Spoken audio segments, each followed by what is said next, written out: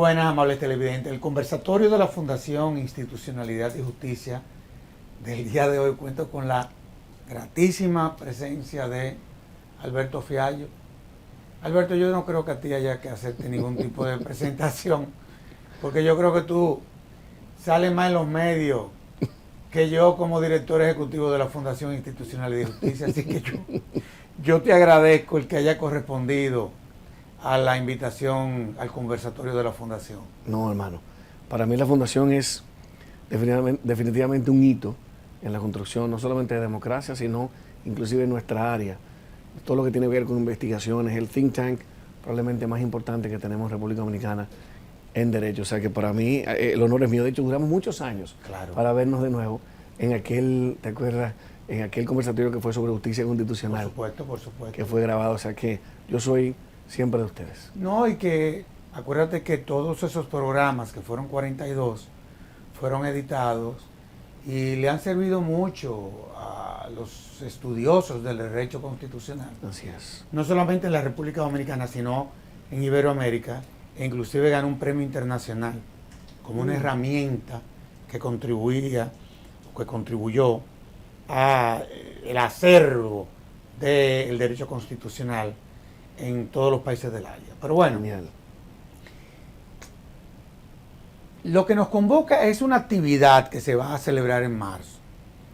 Sin embargo, yo no puedo desaprovechar la oportunidad para que nosotros podamos hablar sobre una serie de publicaciones que tú has venido coordinando y que evidentemente yo creo que pueden servirle a cualquier empresa, a cualquier ciudadano que sea sujeto de pagar los impuestos ante la Dirección General de Impuestos Internos. Yo creo que le serviría como una herramienta de no solamente de comunicación, sino también de orientación.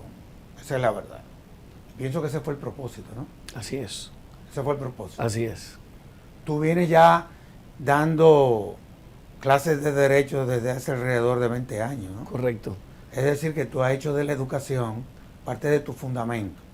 Definitivamente. Y no hay nada que enriquezca más mi ejercicio, Sergio Tulio, que estar en las aulas. Exacto. Y lo digo con todo. Bueno, tú lo sabes.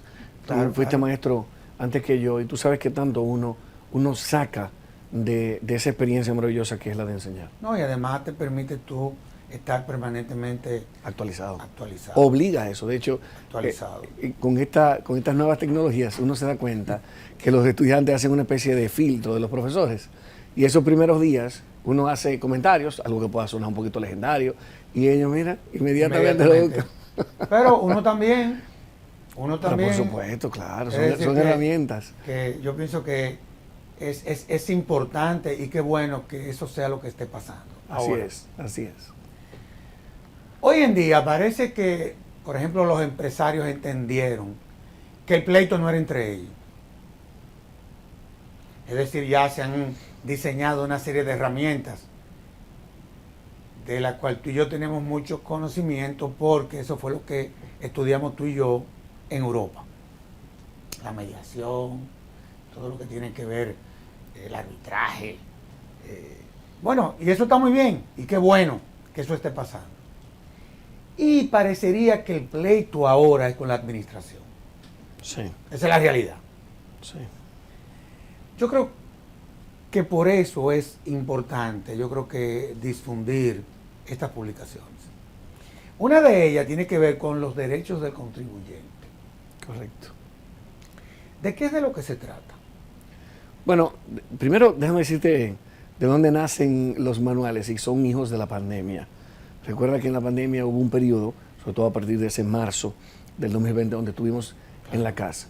La oficina entera se replegó, fuimos a nuestros hogares para cuidar nuestra salud y estábamos ávidos de hacer cosas, porque obviamente nos pasábamos el día entero. Yo tuve la suerte y la bendición de Dios de no enviar ninguno de mis empleados ninguno de los abogados que trabajan conmigo a fase. O sea que la oficina, digamos que hizo un gran esfuerzo para que ellos pudieran recibir exactamente la integridad de su sueldo. Y con ese mismo cariño y con ese mismo gesto, juntos hicimos, en reuniones de Zoom principalmente, un manual, bueno, 3 manuales, vamos a hablar de los 3 en el desarrollo. Un manual de derechos del contribuyente, como bien dijiste, un manual de derechos del empleador y un manual de recursos que tiene el contribuyente cuando tiene alguna situación con la administración. Y todo nace precisamente de ese reclamo que tenían nuestros clientes que decían, mira, los empleadores no tienen derecho en República Dominicana. Una buena parte de nuestra base de clientes es norteamericano. Por supuesto. Y decía, mira, there are no rights in the Dominican Republic. No hay derechos en República Dominicana, y nosotros, en un afán de decirle que sí, que un empleador que tiene el cumplimiento cabal de la ley tiene derechos en República Dominicana, así mismo también el contribuyente. Así es. Ahora, tú sabes que todos los derechos, evidentemente, de que hay que regularlos. Hay unos que están establecidos desde la Constitución y hay otros que están establecidos a través de las leyes. A veces inclusive hay algunos que se cuelan vía resoluciones administrativas, en fin. Vámonos desde la Constitución, que es la Biblia de la nación, digámoslo así. ¿Cuáles derechos tiene el contribuyente desde la Constitución? A los fines nada de que la teleaudiencia pueda empoderarse, nada de qué es lo que real y efectivamente ellos los ampara. Esa es una pregunta excelente, general, sin ánimo de, digamos que de anticipar lo que van a ver en el manual, que está disponible de manera gratuita en nuestra página. Si me sí, no, ustedes tienen, lo bueno de la oficina de ustedes es que ustedes tienen una sección que la dedican al pro bono. Correcto. Es decir, que un porcentaje de lo que la oficina genera es para compartirlo con la sociedad. Lo hacemos a través de los manuales y a través del litigio estratégico. Sí, pero ¿qué nos dice? Como tú bien dijiste, el primer lugar donde encontramos derechos de los contribuyentes es en la Constitución. Y siempre bromeo con Juliana, mi esposa, que ella es obviamente mi primer amor, pero que luego yo tengo 2 amores, que son el derecho constitucional y el derecho tributario. Son amores diferentes, obviamente, pero digamos que este es un manual donde se encuentran, Servio Tulio, tanto el derecho constitucional como el tributario, porque hay una constitución tributaria, así como hay una constitución económica, así como hay una constitución tributaria. Entonces, los primeros, digamos, derechos que podemos encontrar en la Constitución que tienen un componente tributario son el derecho de propiedad, que tiene como tú muy bien sabes, un tema de prohibición de la confiscación. Claro. Y una de las formas de confiscar es a través de impuestos. De hecho, todo en 1215, digamos que uno de los hitos más importantes de la constitucionalidad, que es la Carta Magna, nace precisamente para evitar, todo el debido proceso nace para evitar que Juan Sin Tierra impusiera impuestos irracionales a sus señores feudales. Es decir, que la idea de los impuestos está clavada en el desarrollo, digamos que, porque evidentemente son los recursos para mantener las cargas sociales. Entonces, ese derecho de propiedad, que como tú sabes la Constitución le da un tono de interés social a la propiedad, tiene una limitación en el Estado a la confiscación. Y uno de los mecanismos para confiscar es impuestos muy altos o recargos muy altos. En República Dominicana tenemos, Servio Tulio, y comienzo a decirlo de manera abierta, recargos que son confiscatorios. Y eso fue llevada a una acción de inconstitucionalidad que le podemos dedicar un programa muy interesante a la discusión de cuál ha sido la respuesta de la jurisprudencia. En el manual. Correcto. Cuando yo leí el manual, inmediatamente me fui a la sentencia, que yo lo había leído en honor a la verdad. Oye, la verdad es que el Tribunal Constitucional se la lució. Se la lució en ese aspecto. Claro, hay retos, obviamente, interesantes, y eso yo creo que puede ser. Vamos a dedicar un programa a los retos y avances de digamos que la parte tributaria a partir de la jurisprudencia constitucional. Sí. ¿Sabes quién es un autor extraordinario? Miguel Valera, quien tú conoces. Claro, Miguel Valera. Sí. Y tiene unas decisiones interesantes, tiene varios votos salvados que son brillantes. Bueno, Miguel Valera, como hoy juez del Tribunal Constitucional, lo propusieron varias instituciones académicas incluyendo la Fundación Institucional y Justicia, Correcto. para ser juez del Tribunal Constitucional. Correcto. O sea, Correcto. además sus publicaciones son muy buenas. Así es, no. Son muy buenas. Miguel tiene que ser uno de los constitucionalistas, tributaristas, definitivamente más acabados en el buen sentido de la palabra. Por supuesto. Entonces, volviendo a la Constitución, ahí también tenemos el derecho a la libertad de empresa. Hay ya sentencias interesantísimas, y ahí te cito la 322-14, que fue esa sentencia del Tribunal Constitucional que condenó con mucha justicia el bloqueo de comprobantes fiscales, tú recordarás. Claro. Entonces ahí hubo una discusión muy Que interesante. generó una crisis también. Y generó una crisis. Que al fin y al cabo perjudicó la contribución. Correctamente. Esa es la realidad. Correctamente. Pero se discutió internamente, te lo cuento abiertamente, se discutió internamente y fue un error de comunicación Pero interna. por supuesto, por Dios. Porque digamos que es una violación a los derechos de acceso. En este caso el Tribunal Constitucional entendió que fue una violación al derecho a la buena administración, el tema del bloqueo de comprobantes. Pero no solamente eso, la Constitución también tiene tiene 5 principios, 4 contenidos en el artículo 243 sobre los criterios de tributación y uno en el 75.6 que nos habla sobre el deber de tributar. Y oye, qué interesante. Dice por primera vez la Constitución, citando deberes de tributación, que los dominicanos y dominicanas, las personas en la República Dominicana, tienen el deber de tributar en base a su capacidad contributiva. Por supuesto que sí. Ese es el primer, digamos que el primer principio que vemos y el principio pilar de todo sistema tributario es la capacidad contributiva. ¿Qué significa eso? Que solamente contribuye el que puede y mientras más puedes, más pagas, más contribuyes. Correcto. Entonces en República Dominicana no siempre cumplimos con ese principio, con ese corolario, Servio Tulio. En República Dominicana tenemos 55% de los impuestos son indirectos, son impuestos al consumo. Eso es una barbaridad. Eso es una barbaridad. Y sobre todo uno que tiene la visión anglosajona de que, oye, nosotros, en el caso tuyo y mío, que tenemos esa formación, para nosotros más que un deber es una obligación pagar los benditos impuestos. Completamente. ¿Entiendes? Porque creemos en eso. Así es. Ahora, déjame preguntarte algo. Tú sabes que los derechos se sustentan sobre la base de principios. Correcto. Yo vi en el manual que tú manejas los principios muy bien, que es esa visión filosófica, digamos así, y a veces hasta cientista y hermenéutica de cada rama de las ciencias jurídicas. Yo encontré el principio que tiene que ver con el de la igualdad. ¿Cuál es el alcance de eso? Explícamelo tú, porque quizá en la lectura, yo entiendo el principio de igualdad en el derecho civil, en el derecho, pero en esta rama del derecho, ¿cómo tú me lo desarrollarías?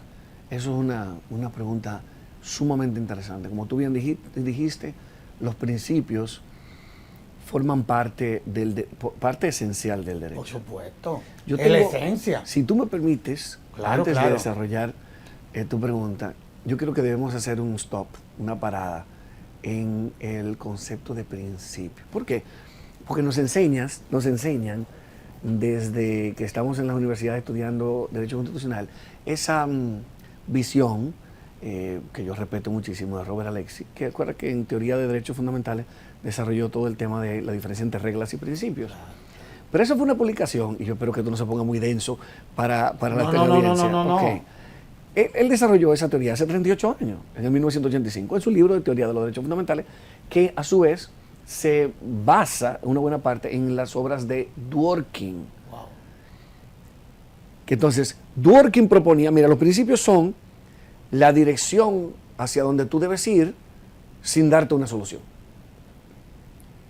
Y te decía Alexi que los principios son mandatos de optimización. Eso era hace 38 años. Hoy los principios son la forma en la que se le ha dado el tratamiento a nivel del proceso de constitucional, son tan normativos como una regla. Estoy de acuerdo contigo. Entonces, Totalmente de acuerdo. tenemos que partir de la premisa de que es un principio, pero además tienen una potencia tal que cuando se enfrentan con una regla, sobrevive el principio. Eso es fundamental. Entonces, esos 5 principios que decía, el de capacidad contributiva, el de equidad, el de igualdad, el de legalidad y el de justicia, son vitales para desarrollar. De hecho, mi tesis de doctorado, te lo aviso, y te lo informo para que después lo conversemos cuando venga, precisamente los principios constitucionales tributarios como herramienta de lucha contra la pobreza.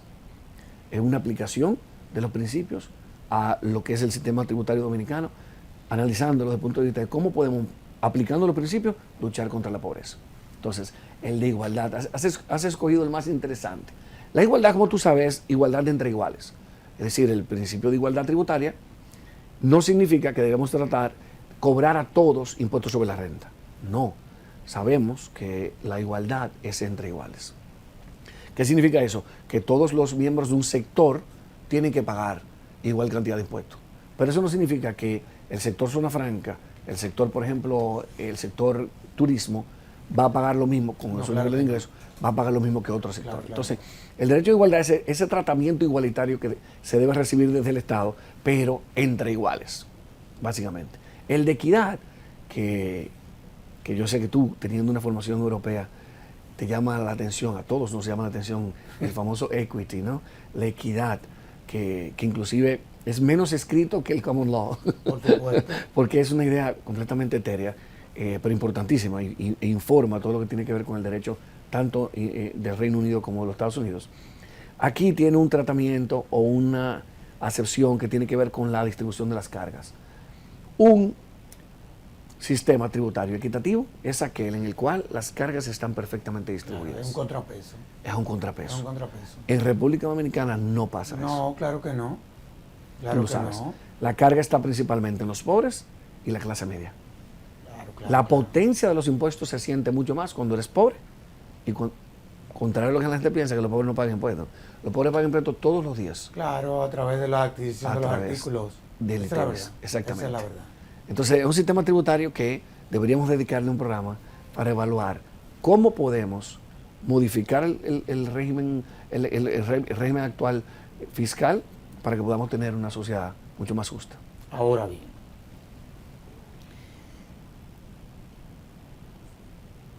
hemos estado hablando de estos principios y de estos derechos desde la Constitución. Sin embargo, hay una ley reciente, relativamente, porque es del 2013, la 107, que es una ley que revoluciona esa relación entre el ciudadano y la administración. Sin duda. Lo revolucionó. O sea, después de la ley que te creó, la ley tránsito, la jurisdicción contenciosa administrativa, que en eso trabajamos nosotros con Olivo Rodríguez Huerta. Correcto. Evidentemente de que una de las leyes, después de la de función pública, después de toda esa ley, la que mayor impacto, sí, desde la ciudadanía se aprende su contenido, que va a tener, es esa la 107-3. Eso es una verdad. ¿Cuáles derechos, desde el derecho tributario, tú has podido identificar que contiene esa legislación? Todos. De hecho, ese artículo que se refiere al derecho a la buena administración, que a su vez desarrolla 32 derechos. Sí, yo sé. Es copy-paste, copiar y pegar derechos que nacieron para los contribuyentes. Ese derecho al trato cordial, inclusive ese revivir el derecho al recurso, a los recursos, en este caso al recurso jerárquico, que de hecho, si me permites un paréntesis, el recurso jerárquico en materia tributaria sí existe. Tú te vas a encontrar varios administrativos. No, espérate, de eso vamos a hablar. Ok. Claro, Perfecto, porque podemos hablar de los recursos jerárquicos. Genial. Y también de la parte jurisdiccional. Por supuesto. Entonces, de las vías que hay. Ese derecho al recurso. Vamos a hablar del amparo también. Por supuesto. Por El supuesto. amparo. No, sigamos. Claro que sí. Ese derecho al trato cordial, ese derecho a no solicitar documentos que ya figuren en la administración, que era el día a día de la administración tributaria, solicitando documentos. Todos esos derechos, el derecho al trato justo, el derecho a ser oído, se integraron, como decía el doctor Pellerano, que en paz descanse, se le graparon como si fuera un anexo al Código Tributario y lo robustecieron. Recuerda que es un código de 1992, muy avanzado para su época, pero que evidentemente no ha sobrevivido los embates del constitucionalismo. Pues sí. Ahora, vámonos al Código Tributario.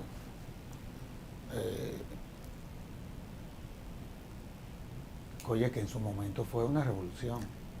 Parte de las reformas, uno de los momentos de reformas estructurales más importantes de la República O Dominicana. sea, yo recuerdo. Definitivamente. O sea, nos puso a todos a tener que tributar. Por supuesto. Nos puso a todos a tener que tributar. Dime 4 de los derechos que aparecen desde esa legislación. Bien. Obviamente que el Tribunal Constitucional o que la Suprema no me lo haya declarado inconstitucional. No, lo que están vigentes, que tú me digas, mira, sobrevivieron esto y esto. Sí, bueno, todo el tema de los derechos, bueno, hay algunos que tienen que ver con el cobro de la deuda tributaria, que yo creo que son importantes, Sí, sí. que son ese derecho al recurso frente al ejecutor Claro. tributario administrativo, yo creo que son vitales. Ese derecho que se tiene a la reconsideración, ese recurso de reconsideración también vino con el Código Tributario. La figura del recurso contencioso tributario también vino en el Código Tributario. Lo que tiene que ver con el recurso de retardación, muy importante. Cuando tú hablas de recursos de retardación, ¿a qué tú te Qué refieres? interesante, ¿verdad? Sí. Se va a la Tribunal Superior. Si la Administración Tributaria no te responde en 3 meses, tú vas al Tribunal Superior Administrativo y le dices, hey, le toca la puerta y le dice, mire, no me ha respondido. Y lo que hace el Tribunal Superior Administrativo es ordenarle, y podría ser por la figura de las 30, pero usualmente desde que Lo uno pone pone la en moda. demanda, pero desde que uno pone la demanda, la DGI responde. Sí, sí, sí, Y es sí. muy útil para casos, por ejemplo, en lo que se hace una consulta a la Administración Tributaria, que también fue un derecho que trajo el código, muy interesante. Servio Tulio, si tú no sabes si tienes que pagar impuestos, aún teniendo la certeza de que no tienes que pagar impuestos, le preguntas a la Administración Tributaria te emite una consulta y esa consulta es vinculante, Servio Tulio. Por eso cuando yo tuve la oportunidad de ser consultor jurídico en DGI, ahí habían 40 mujeres, las mujeres son más organizadas, menos propensas al delito, o sea que las mujeres son una maravilla para ese tipo de trabajo. Un papelito de eso podía valer 100 millones de pesos. Sí, así es. Ahora, antes de meternos, yo quiero seguir con los derechos. Aquí estamos. Porque parecería que los derechos aparecen en la Constitución y en las leyes.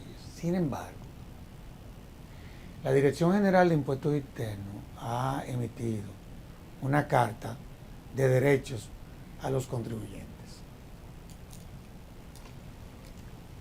¿De qué de lo que se trata eso? Porque, honestamente hablando, yo desconocía esa herramienta. O sea, yo me preguntaba, oye, pero ¿puede la Dirección General de Impuestos Internos establecer derechos a favor? ¿De qué de lo que se trata? Un tanto, porque la verdad es que no lo entendí en principio. Claro. Y lo tuve que leer varias veces. Claro, y te confieso que internamente esa carta de derechos se emitió en el 2014 y fue en la administración 2012-2016 de impuestos internos y generó esa misma, digamos que esa misma reacción. Lo hizo para mí, o sea, siendo profesor de Derecho Constitucional, que el director de impuestos internos tenga un interés particular en que haya una carta de derechos de los contribuyentes, a mí me pareció simplemente, no solamente refrescante, Pero es un porque no es normal, avance sino un avance impresionante al Estado de impresionante. Derecho. Porque él mismo te estaba obligando. Es decir, hay algunos derechos que ya están previstos, como el derecho al recurso de reconsideración. Pero, por ejemplo, ya en ese momento, antes inclusive de la ley 113 entrar en vigencia, ya se estaba hablando de un trato cordial al contribuyente. Ya se estaba hablando del acceso al expediente del contribuyente, acceso a la información en base a ese deber de publicidad que tiene la Administración Tributaria. Es decir, que es muy avanzado, son 10 derechos, vale la pena, digamos, Sí, por favor, conocerlos definitivamente. Y la verdad es que son un avance tremendo y una declaración que, si bien es una resolución de la DGI, es decir, que no tiene efecto vinculante, definitivamente en base al principio de confianza legítima y certeza normativa, hay que esperar que la misma DGI respete lo que ha dicho que son los derechos frente a los contribuyentes. A mí me gustó mucho esa parte porque yo digo, bueno, pero yo le pude haber dicho o lo hubiese planteado como una política de la Dirección General de Impuestos Internos, pero cuando veo Carta de derechos, digo yo, oye, pero yo creo que en este país se está avanzando ya. Así es. Sin lugar a dudas. Vamos a hacer una pausa y de inmediato volvemos con Alberto Fiallo.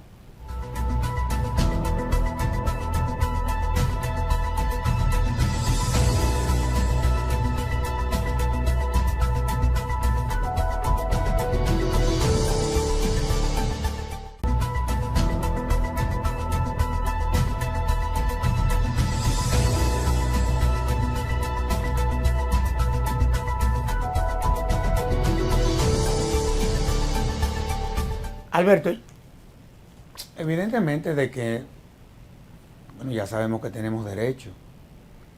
Ahora muchas veces sobre la base de abusos que se cometen desde la administración, evidentemente de que tenemos que diseñar los mecanismos que entonces lo garantizarían, digamos así.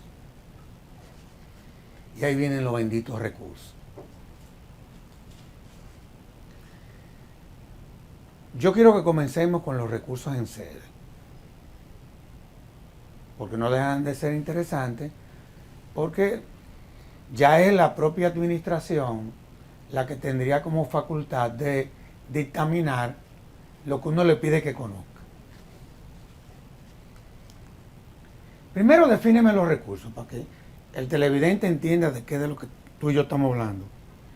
Y segundo, desglósame los recursos, pero ya en sede. Claro.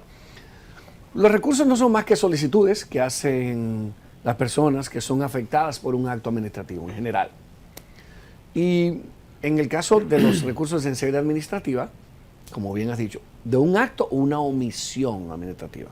Porque también puede ser que digamos que la solicitud o el reclamo del contribuyente sea que la administración no hizo algo. Y lo vamos a ver desde el punto de vista práctico en un momento. Favor. Los recursos que son esas solicitudes, digamos que de revisar un acto que le ha creado algún tipo de agravio al contribuyente, algún tipo de daño, en sede administrativa significa que se le pide a la misma administración. A la misma administración y a su superior jerárquico. Esos son los recursos. Son 3 recursos que se hacen en sede administrativa. Uno, que es el recurso de reembolso, cuando se paga más de lo que se debió haber pagado de impuestos, que es pago en exceso, o lo que no se debió haber pagado de impuestos. Aguántalo. Claro. Y vamos a seguir por ahí. Pero es para que yo no tengo la sapiencia, ni tengo el conocimiento, ni la experiencia que tienes tú en esta materia. Tenemos que llevar este programa sobre la marcha. Te lo agradezco. El reembolso. ¿Existe algún fondo a lo interno de la Dirección General de Impuestos Internos para que, habiéndose interpuesto un recurso, aparezca el dinero? Eso es correcto. Claro que sí. Hay un fondo. Hay un fondo creado de los mismos fondos asignados a la Dirección General de Impuestos Internos, en el caso de la Dirección General de Impuestos Internos, Claro. que prevé el tema de la devolución. Puede pasar, rara vez ha pasado, puede pasar que el fondo se agote en ese año. Recuerda que tiene que ser que el contribuyente pagó de más o que pagó lo que no debía, y eso no pasa muy frecuentemente. Entonces ese fondo puede ser que se agote y haya que asignar para el próximo año ese reembolso. Pero la DGI reembolsa. Sí, pero yo pudiese pedir que me lo reserven ahí para que sirva como parte del saldo de mi impuesto del año. Por supuesto que sí, lo que se llama un pago a cuenta. Un pago a cuenta, que sí, claro que sí. Se puede solicitar, pero la DGI está obligada a devolverte el dinero que pagaste exactamente en efectivo. Si prefieres que sea un crédito contra impuestos que se generen en el futuro, por supuesto que podría pasar. Ese es el primer recurso, digamos, que se hace en sede. El segundo recurso, que es llamado el recurso de reconsideración o gracioso, es un recurso en el cual se le solicita a la misma administración que revise su propio acto. Por ejemplo, la Administración Tributaria emite una resolución de determinación y dice: Servio Tulio debe tanta cantidad de impuestos. Tú no estás de acuerdo porque las partidas que se tomaron en cuenta, por ejemplo, no tomaron en cuenta gastos, deducciones, o te están cobrando como una persona física y tú una persona jurídica. Cualquier error en la determinación, entonces se le pide a la misma administración que revise ese acto administrativo en el cual determinó el impuesto que tiene que pagar el contribuyente y lo revoque. Obviamente se le pide para que lo revoque o lo reforme. Si no se está conforme con ese recurso, se pasa al recurso jerárquico. Ese es un recurso que había muerto en base a disposiciones, a leyes posteriores a la entrada de emergencia. ¿Y ante quién se pone? ¿Ante el ministerio? En este caso ante el Ministerio de Hacienda. Sí, Que porque era veo el que el Ministerio- órgano rector es el Ministerio de Hacienda. Correcto. Después viene la Dirección General de Impuestos Internos y la Dirección General de Aduanas. Correcto, ¿Es así? Correcto. La Dirección General de Impuestos Internos y la Dirección General de Aduanas son la administración tributaria que tiene como poder de tutela, es decir, como superior jerárquico, el Ministerio de Hacienda, el antiguo Ministerio de Finanzas. Si tú me preguntas a mí, podemos dedicar un programa a eso. Ojalá que ya yo no vea este programa. Yo no veo mucho sentido en que tengamos Dirección General de Aduanas y Dirección General de Ni yo Impuestos tampoco, Internos esa es la de realidad. manera separada. Inclusive se ha hablado mucho sobre eso. Sí, por Se ha supuesto. hablado mucho sobre Por eso. supuesto. Y de hecho uno de los pocos países que lo tiene así es el nuestro. Sí, ahora, Pero no me dejaste decirte de jerárquico sí que ante el ministerio. ante el ministerio, pero ¿Y los parte- plazos? ¿Cómo? Ahí voy. Y excelente pregunta, justo en el momento que iba a hablar del jerárquico. ¿Por qué? Porque hay una buena parte de los administrativistas dominicanos, te vas a dar cuenta y te vas a reír conmigo. ¿Por qué? Porque tú le preguntas por qué ellos piensan que no está vigente el recurso jerárquico en materia tributaria y ellos te dicen que no. Pero es como un no, como los papás. Como no y dije que no, pero como sin razón. Por eso hay que motivarlo. Pero pues hay que motivarlo. si Entonces, no, vamos a tener que ir a un tribunal. sí, no, pero sí está vigente. Lo que mató, que de hecho yo estoy planificando un artículo en ese sentido de cuál fue el verdadero asesino del recurso jerárquico en República Dominicana, fue la misma ley 107.13, que dice Es verdad. que se ejerce que si a los 30 días no está respondido, Te va al será tribunal. como denegado, es un silencio Sí, sí. negativo. Entonces, ¿por qué tú vas a recurrir si en 30 días ya, que no es verdad que que te van a responder en 30 días, ya es un recurso denegado? Entonces, sí hay un recurso jerárquico, pero nuestra recomendación siempre es ir directamente al tribunal. Hay una acción que no está ahí porque es nuevecita y es primicia en tu programa, que es la invocación de la prescripción. Explícate. Claro. Hay varias formas de extinguir la obligación tributaria, o porque usted pagó, o porque se compensó un impuesto con otro, o porque se confundió, que es el caso del Estado, por ejemplo, que el Estado debe pagar impuestos y él mismo lo va a recibir, y lo que hace es que se confunde el patrimonio, y está la prescripción. La prescripción significa que si la administración tributaria en 3 años no reclama el cobro, no cobra la deuda tributaria, la deuda se extingue. Y lo que dice el código es que es una acción separada, que no es un recurso contencioso tributario, es que es una invocación de prescripción, que se hace o en sede administrativa o en sede jurisdiccional. Eso no está en el manual, porque es algo que se ha desarrollado, te estoy hablando de los últimos meses. Ya el Tribunal Superior Administrativo entendió que es una acción autónoma y separada, porque le estaba dando el tratamiento del recurso contencioso tributario. Y tú sabes lo que hacía Silvio Tulio, lo declaraba inadmisible por caducidad, buscando el último acto administrativo, como si se estuviera, Claro. si estuviera atacando el último acto administrativo, y lo que hacía era que lo rechazaba por inadmisión. Por eso es una buena noticia la que tú estás dando. Excelente noticia Por- para todos los contribuyentes que porque- tienen deuda vieja, que no le han cobrado, que vayan a la DGI y invoque su prescripción. Pero además, es un beneficio hasta para la DGI, a la misma administración tributaria, porque no tiene esas cuentas incobrables, que lo que hacen fe es de pareciera una inactividad de la administración, que no es así. No, y también eso se presta a muchas maniobras. También se Para que presta estemos muchas claros. maniobras, por Tú supuesto. sabes de lo que te estoy hablando. Por supuesto. Ahora, y se ha prestado también. Y se ha prestado. Y se ha prestado. Ahora, tú sabes que también el contribuyente es ocurrente. Sí. Exactamente. O sea, es verdad que muchas veces desde la administración se cometen abusos. Pero también desde el que tiene como obligación pagar sus impuestos, diseña una serie de maniobras, muchas veces hasta para darle larga al pago, en fin. Tú sabes que todas estas acciones que tú dices, pudiese alguien pensar como que suspendería el pago del impuesto, pero me refiero a que si yo interpongo una acción, dura la administración X tiempo, falla en contra mío, eso no genera en contra de el contribuyente una penalidad. Mira, En el hipotético caso de que se determine que el contribuyente no tenía razón o que estaba utilizando como mecanismo para dilatar el pago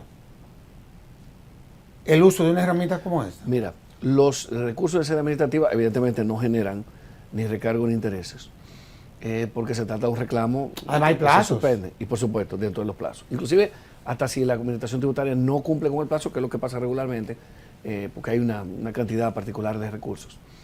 Y si es el caso del recurso contencioso tributario, solo generaría intereses, porque evidentemente es una cuestión de cuidar el valor del dinero en el Por tiempo. supuesto, por supuesto. Esa es la verdad. Pero lo que tú dices es una verdad a mil voces. Ya, señor Tulio. digo, Hoy en República Dominicana, contrario a lo que las personas entienden y piensan, digamos que de una administración tributaria voraz y abusiva, hoy en día, con un buen abogado, una persona que no quiera pagar impuestos puede durar entre 5 y 6 años sin pagar su impuesto. Y cuando lo viene a pagar, se beneficia de una circular que le elimina recargos e intereses. ¿Qué significa eso? Que está haciendo arbitraje. Con un abogado bien formado en derecho tributario, con todas las acciones disponibles para el contribuyente, podría durar entre 5 y 6 años, en mi cálculo, entre 5 y 6 años sin pagar la deuda tributaria. Y cuando la pagara a mucho menor valor y sin el impacto de los recargos e intereses que hoy en día genera el código. Qué contradicción, ¿verdad? es una contradicción. Tenemos recargos e intereses confiscatorios en su diseño, pero que en la práctica a nadie los impacta. De hecho, hasta el 2016, la circular que se emitía a partir de la Dirección General de Impuestos Internos eliminaba recargos e intereses en toda deuda que tuviera más de 3 años. A partir del 2016, lo que se hace es que se hace una fórmula de 60-40. Claro. Entonces, digamos que hay un mayor impacto. Yo Pero pienso aún que así, también es porque muchas veces desde el Estado se necesitan esos recursos y un tanto como para flexibilizar sí, el cobro, sí. muchas veces se implementan ese tipo de políticas, digamos así. Ahora, Sí. yo quiero que nos vayamos ahora, quizás a lo que a mí más nos gusta, porque a fin de cuentas tú y yo lo que somos abogados. Así es. Y son los recursos extraordinarios, pero en la serie jurisdiccional. Porque ahí es que se pone buena la cosa. Ahí es que se pone buena la cosa. Así es. ¿Cuál es la jurisdicción competente para que? Bueno, en materia de Impositiva. discusión sobre impuestos es el Tribunal Superior Administrativo, Por supuesto. que es el tribunal competente para conocer todo lo que tiene que ver con las acciones contra la administración tributaria relativa al cobro de impuestos. Mira, es bueno que tú responda la pregunta, para la repetición. Porque mucha gente confunde la naturaleza de este tipo de derecho con el derecho constitucional. Tú sabes que el derecho constitucional, del cual tú has estudiado muchísimo, es para controlar el poder, en principio. Principalmente. Pero el derecho administrativo es para someter al orden a la administración, que son cosas diferentes. Así es. Yo te pregunto, ¿cuántos? Yo estoy viendo aquí que hay varios recursos. Hay varios recursos. Por ejemplo, el que tiene que ver con el recurso de revisión. Se habla de revisión, casación, que se lo sabemos todito. Y el que tiene que ver Que ya... ha variado. Pues, Que ha variado. Y tenemos que hablar de eso. Ok. Pero a eso que voy. Para allá vamos. Claro. Para terminar ya con lo que se ejercen desde el Tribunal Constitucional. Correcto. Vámonos primero con el de revisión. Sí. Tiene el mismo comportamiento que el recurso de revisión civil. Es una forma de revisar la sentencia porque hubo dolo, fraude o error. Es la misma sentencia del Tribunal Superior Administrativo que por alguna de esas razones se le solicita al tribunal que revise la sentencia porque hubo alguno de estos elementos. Se comporta igual que la revisión civil en materia civil. Y se recurre mucho ese tipo de... No es ¿verdad que usual. No es usual. Además tenemos un Tribunal Superior Administrativo que es cada vez más robusto Sergio Tulio. No, cada y vez falla más rápido también. Y está fallando más rápido. Eso es Bueno, correcto. para que tú tengas una idea, el tema de la mora en la jurisdicción contenciosa administrativa es casi nula, ¿eh? Yo le doy mucho seguimiento, porque la verdad que, bueno, además que el tema me interesa por el ejercicio, pero también como ciudadano. Y la verdad es que el trabajo que se está haciendo desde la presidencia del Tribunal Supremo Administrativo, con el apoyo, evidentemente, De la Suprema Corte de Suprema Justicia, Corte de claro. Justicia, es definitivamente loable. Vámonos a Esa la casación. casación. Yo tengo miedo, Sergio Tulio. Con la nueva ley. Claro. Yo te voy a explicar por qué. Sí, pero este miedo Porque no solamente ahora- la tienes tú. Bueno, ¿verdad? Pero en materia Eduardo tributaria... escribió un buen artículo, ¿tú lo leíste? Ah, no he podido verlo. Sí, sí, Eduardo Jorge escribió un buen artículo. Ah, lo voy a buscar. Búscalo. Y mira que yo doy seguimiento a todo Sí, lo que escribe sí, nuestro querido vale la Eduardo. pena leerlo. Qué bueno. Así Porque lo él haré. dice que la nueva ley de casación, de una u otra forma, inclusive temas que ya fueron decididos por la Suprema Corte de Justicia, la ley lo varía. Sí. A mí me preocupa, no sé si él trató eso, a mí me preocupa algo muy puntual. Quedarme sin el derecho al recurso. Si esa decisión del Tribunal Supremo Administrativo no tiene un interés casacional, Ay, ay, ay. me quedé sin recursos. Pero entonces va a aparecer un erudito que va a salir así como de la nada y va a decir, espérate, tú tienes el recurso de revisión constitucional de decisiones jurisdiccionales. No, papá. No, papá. No. Porque ese es un recurso que evalúa puntualmente temas dentro de la discusión sobre la sentencia, y además tiene que haberse argumentado alguna violación de un derecho fundamental antes de llegar al tribunal. Pero digamos que yo estoy discutiendo una cuestión tan básica como la determinación de impuestos. Me cobraste más impuestos de lo que me tenía que haber cobrado. ¿A quién se lo... Una cuestión de hecho, no de derecho, y mucho menos de componente constitucional, propiamente, sino que es una discusión de hecho. ¿Con quién la tengo? Por lo demás, si me están cobrando, como le cobrarían a la mayoría de las empresas pequeñas de este país, menos de $1.000.000.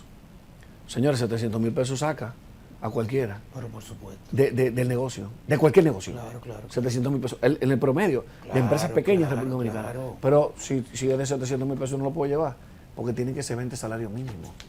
Del mayor salario mínimo del sector, perdón, 50 salarios mínimos del salario mínimo mayor del sector privado, que son algunos 20.000 pesos. O sea que yo no podré, por una cuestión de cuantía, no podré llevar entonces un recurso contencioso tributario. Pero está bien, me quedé sin recurso. Hay un derecho al recurso. Ante quien sea, Sergio Tulio, pero hay un derecho al recurso. Entonces aquí plantea una situación tremenda donde el tribunal, la Suprema Corte de Justicia, probablemente sin intención, le ha pasado la pelota al Tribunal Constitucional.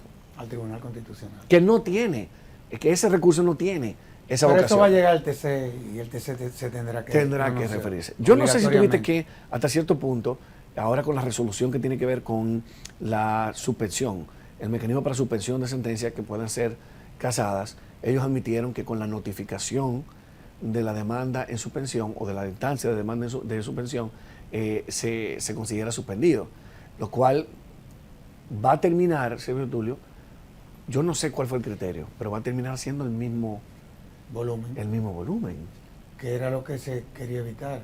que es lo que se cree. Pero nada, eso fue, si tú quieres un día le dedicamos No, pero estamos bien. Pero son preocupaciones válidas. Ahora, vámonos a los recursos extraordinarios. Vamos a los recursos extraordinarios. ¿Cuántos se han diseñado? Ya conversamos de la casación. Sí, claro. Es un recurso que es extraordinario. Definitivamente, lo que tiene que ver con la solicitud, recuerda, como habíamos dicho, que tenemos una acción dentro en sede administrativa de solicitud de reembolso y tenemos también como un recurso, tenemos la acción en reembolso directamente del Tribunal Superior Administrativo. No necesariamente tiene que ser cuando te han negado. Recuerda que tenemos un agotamiento facultativo de la vía administrativa, o sea que podemos ir directamente al tribunal a solicitar que se nos devuelva, que se nos reembolse eso que pagamos de más o que no debíamos. Ahora, digo, tú estás dando una cátedra, ¿eh? Gracias. Ok. Y evidentemente de que nos quedan dos temas que para mí son fundamentales, que es la acción de amparo y el bendito amparo de cumplimiento. Y tú sabes por qué digo el bendito amparo de cumplimiento. Claro. Porque ese es el más duro de todo esto. Así es. Y no tan utilizado. Yo no entiendo por qué. Yo tampoco. ¿No será por falta de conocimiento? De conocimiento. Pero me pasa con el fideicomiso en materia tributaria. En cualquier materia, pero en materia tributaria, el fideicomiso es una obra de Dios en la tierra. Claro. En materia tributaria y nadie lo usa. Y de hecho, como tú se lo planteas a clientes, los clientes más sofisticados, lo conocen tan poco y tan poco familiarizados con esquemas de reorganización patrimonial que dicen, y prefieren irse a esquemas incluyendo esquemas fuera del país. No, y esquemas que generan tributo. Y esquemas que generan tributo. Yo no entiendo. Exactamente. Ahora, vámonos. ¿Cómo vamos a la práctica? Sí. Tú tienes un caso y bueno, y entre las posibilidades que tú tienes por la situación que se te presenta o la situación que tiene tu propio cliente, tú recurres al amparo. ¿Cómo tú ejerces?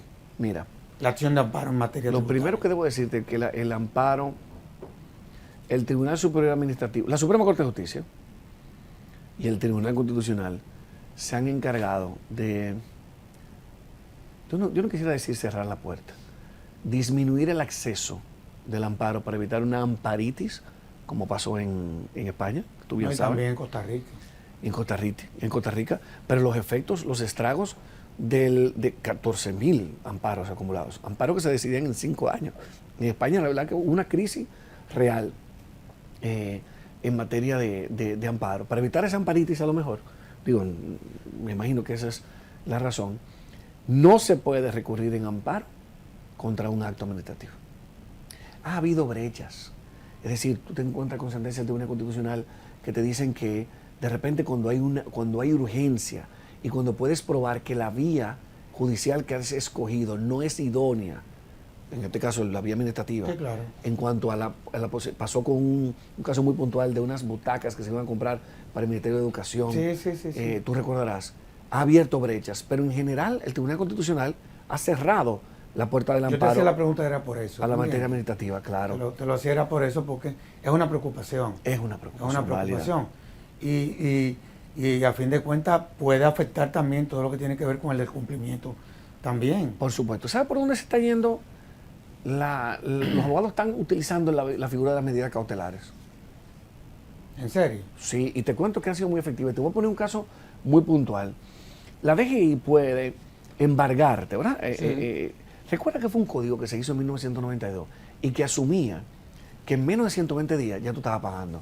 Porque recuérdate que tenía hasta el paga y después averigua. Sí. El solve repete. Entonces el código se fue hasta cierto punto desmontando en esa voracidad por la constitucionalización del derecho. Entonces tú tienes, en este caso, un código que te dice que las medidas conservatorias solamente pueden durar 60 días, Servio Tulio. La administración tributaria solamente puede embargarte por 60 días. Y 60 días más si ella misma emite un acto administrativo que debe ser firmado por el ejecutor administrativo tributario, en el cual se renuevan por 60 días más. ¿Qué significa eso, Servio Tulio? Que en términos prácticos, si a ti te embarga la administración tributaria, es parte de las quejas que te decía ahorita en cuanto a la debilidad, la necesidad de reforma del código. Tú te tienes que sentar y esperar 120 días. Yo se lo he dicho al cliente, espera 120 días. Y ve al tribunal y pide que te levanten esa medida conservatoria. Y así se ha hecho. De hecho, el magistrado presidente del tribunal, de la Cámara Civil y Comercial, tuvo la gallardía de hacerlo por referimiento, aunque fuera materia administrativa, porque decía que al final de cuentas no hay título. La discusión era que aquí no había título, porque el título él mismo se reclamaba vigente por 60 días. Y en las medidas cautelares también el Tribunal Superior Administrativo ha sido bastante efectivo. O sea que ese amparo, esa ausencia del amparo, que yo me imagino que por esa línea era que iba tu pregunta, que sí. Está cubierta por las medidas cautelares. Es increíble, tenemos una hora hablando. Ya. Y parece que... Pero dime que te 2 horas. Pero yo insistía en este segundo bloque con el tema de las acciones en sede. Porque a fin de cuentas, la administración es juez y parte, en principio. Sí. Y he visto que con el tiempo tenemos una administración tributaria más madura. Eso es correcto. más madura, y que desde el punto de vista técnico, digamos así, está sabiendo reconocer cuándo tiene que revisar o cuándo tiene que deponer. Eso es correcto. Es así, ¿verdad? Eso es correcto. Y yo creo que tú es- acabas de decir algo y me habla mucho de tu olfato en apreciar, digamos, los cambios institucionales, porque es imperceptible. Pero la Pero es administración una tributaria realidad. solamente decía que no. Y Pero tiene ya no es unos así. No es así. No es así. No es así. Alberto, gracias. No, prométeme que vamos a hacer muchos más conservatorios como este, conversatorios como este. Definitivamente que sí. Y a ustedes, amables televidentes, les decimos hasta la próxima, en donde estaremos en un nuevo conversatorio de la Fundación Institucionalidad y Justicia. Hasta entonces.